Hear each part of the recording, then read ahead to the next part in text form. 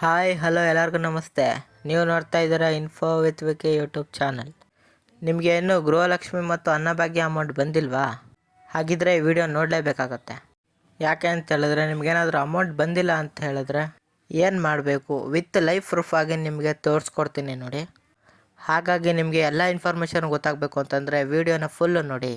Full ನೋಡಿದಾಗ ಮಾತ್ರ complete information ಸಿಗುತ್ತೆ ಅಂತ ಹೇಳ್ತಾ, ಹಾಗೆ ಇನ್ನು ಯಾರು ನಮ್ಮ ಚಾನಲ್ ಸಬ್ಸ್ಕ್ರೈಬ್ ಆಗಿಲ್ಲೋ ಮತ್ತು ಲೈಕ್ ಕೊಟ್ಟಿಲ್ವೋ ದಯವಿಟ್ಟು ಒಂದೊಂದು ಲೈಕನ್ನು ಕೊಟ್ಬಿಡಿ. ನೀವು ಸಬ್ಸ್ಕ್ರೈಬ್ ಮತ್ತು ಲೈಕ್ ಮಾಡೋದ್ರಿಂದ ಇದೇ ರೀತಿಯಾಗಿ ಕಂಟಿನ್ಯೂಸ್ ಅಪ್ಡೇಟ್ಸನ್ನು ಕೊಡ್ತಾ ಇರ್ಬೋದಾಗಿರುತ್ತೆ.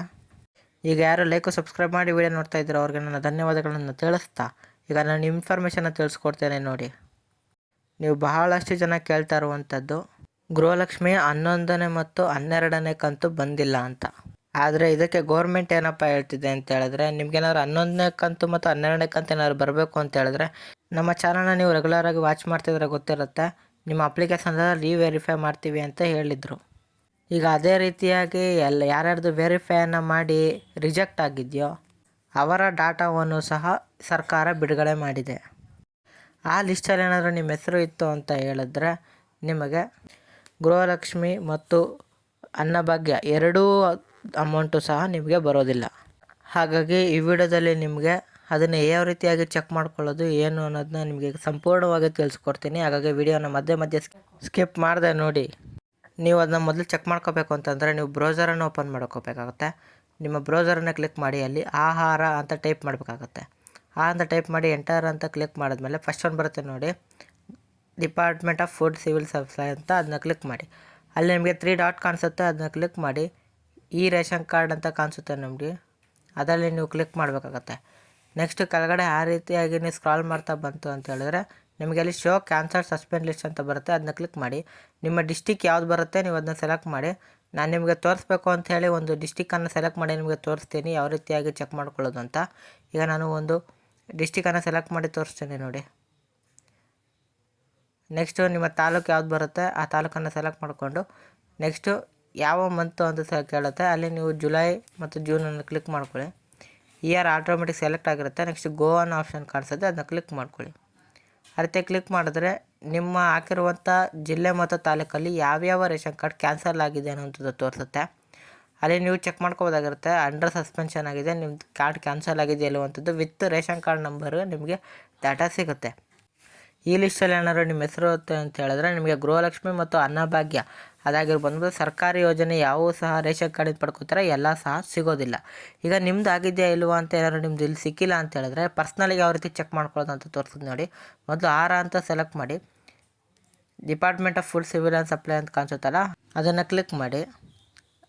ಅದನ್ನ ಕ್ಲಿಕ್ ಮಾಡಿ ತೋರಿಸ್ತೇನೆ ನೋಡಿ ನಿಮಗೆ ನಾನು. ಅದನ್ನ ಕ್ಲಿಕ್ ಮಾಡಿದಾಗ ನಿಮಗೆ ಇಲ್ಲಿ ಫಸ್ಟ್ ಇಂಟು ಕೊಡಿ. ಈ ಸೇವೆಗಳು ಅಂತ ಆಪ್ಷನ್ ಕಾಣಿಸುತ್ತೆ, ಆ ಈ ಸೇವೆಗಳ ಆಪ್ಷನ್ ಮೇಲೆ ಕ್ಲಿಕ್ ಮಾಡ್ಕೊಳ್ಳಿ. ನೆಕ್ಸ್ಟು ಇಲ್ಲಿ ನಿಮಗೆ ಈ ಸ್ಥಿತಿ ಅಂತ ಆಪ್ಷನ್ ಕಾಣಿಸುತ್ತೆ, ಆ ಈ ಸ್ಥಿತಿ ಮೇಲೆ ಕ್ಲಿಕ್ ಮಾಡಿ. ಹೊಸ ಹಾಲಿ ಪಡಿತರ ಚೀಟಿಯ ಸ್ಥಿತಿ ಅಂತ ಕಾಣಿಸುತ್ತೆ, ಅದ್ರ ಮೇಲೆ ಕ್ಲಿಕ್ ಮಾಡಿ. ಆ ರೀತಿ ಕ್ಲಿಕ್ ಮಾಡಿದಾಗ ಸ್ವಲ್ಪ ವೇಟ್ ಮಾಡಬೇಕಾಗುತ್ತೆ. ನೆಕ್ಸ್ಟು ನಿಮಗೆ ನಿಮ್ಮ ಡಿಸ್ಟಿಕ್ ಯಾವ್ಯಾವ ವಿಭಾಗಕ್ಕೆ ಬರುತ್ತೋ ಅದನ್ನು ನೀವು ಸೆಲೆಕ್ಟ್ ಮಾಡ್ಕೋಬೇಕಾಗುತ್ತೆ. ಮೊದಲನೇದು ಬೆಂಗಳೂರು ಡಿಸ್ಟಿಕ್, ಆ ಲಿಂಕನ್ನು ಕ್ಲಿಕ್ ಮಾಡ್ಕೊಳ್ಳಿ. ನೆಕ್ಸ್ಟ್ ಕೆಳಗಡೆ ಬೇರೆ ಡಿಸ್ಟಿಕ್ಗಳಿವೆ, ಆ ಡಿಸ್ಟಿಕ್ ಏನಾದ್ರು ನೀವು ಆಗಿದ್ದರೆ ಎರಡನೇ ಲಿಂಕನ್ನು ನೀವು ಯೂಸ್ ಮಾಡಬೇಕಾಗುತ್ತೆ. ನೆಕ್ಸ್ಟು ನೀವೇನಾದರೂ ಅದ್ರ ಕೆಳಗಡೆ ಇರುವಂಥ ಡಿಸ್ಟಿಕ್ ಏನಾದರೂ ಆಗಿದ್ದರೆ ಲಾಸ್ಟ್ ಒನ್ ಆಪ್ಷನ್ನ ಕ್ಲಿಕ್ ಮಾಡ್ಕೋಬೇಕಾಗುತ್ತೆ. ನಾನೀಗ ನಿಮ್ಗೆ ತೋರ್ಸೋಕ್ಕಾಗಿ ಒಂದು ಲಿಂಕನ್ನು ಕ್ಲಿಕ್ ಮಾಡಿ ತೋರಿಸ್ತಾ ಇದ್ದೀನಿ ನೋಡಿ.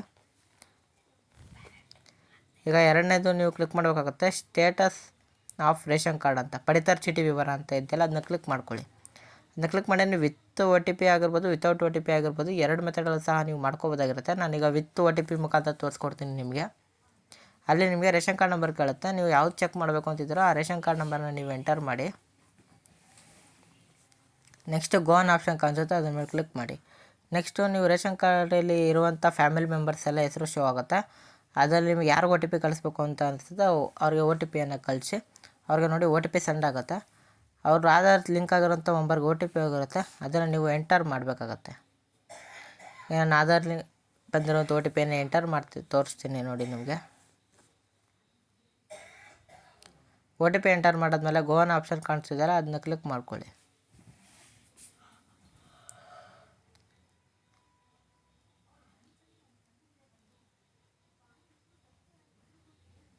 ಅದನ್ನು ಕ್ಲಿಕ್ ಮಾಡ್ಕೊಂಡಾಗ ನಿಮಗೆ ಈ ರೀತಿಯಾಗಿ ಬರುತ್ತೆ ನೋಡಿ. KYC ಎಲ್ಲರದ್ದು ಸಹ ಆಗಿರುತ್ತೆ.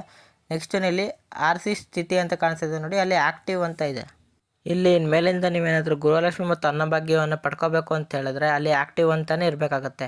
ಏನಾದರೂ ಕ್ಯಾನ್ಸಲ್ಡ್ ಅಂತ ಏನಾದರೂ ಇತ್ತು ಅಂತ ಹೇಳಿದ್ರೆ ನಿಮಗೆ ಇನ್ಮೇಲಿಂದ ಗೃಹಲಕ್ಷ್ಮಿ ಮತ್ತು ಅನ್ನಭಾಗ್ಯ ಯೋಜನೆ ಅಮೌಂಟು ಬರೋದಿಲ್ಲ. ಹಾಗಾಗಿ ಯಾವ ರೀತಿಯಾಗಿ ಚೆಕ್ ಮಾಡ್ಕೊಳ್ಳೋ ಅಂತ ಗೊತ್ತಾಗಿದೆ ಅನ್ಕೋತೀನಿ. ಏನಾದರೂ ಡೌಟ್ ಇದ್ರು ಅಂದರೆ ಡೈರೆಕ್ಟ್ ಕಮೆಂಟ್ ಬಾಕ್ಸಲ್ಲಿ ಕಮೆಂಟ್ ಮಾಡಿ.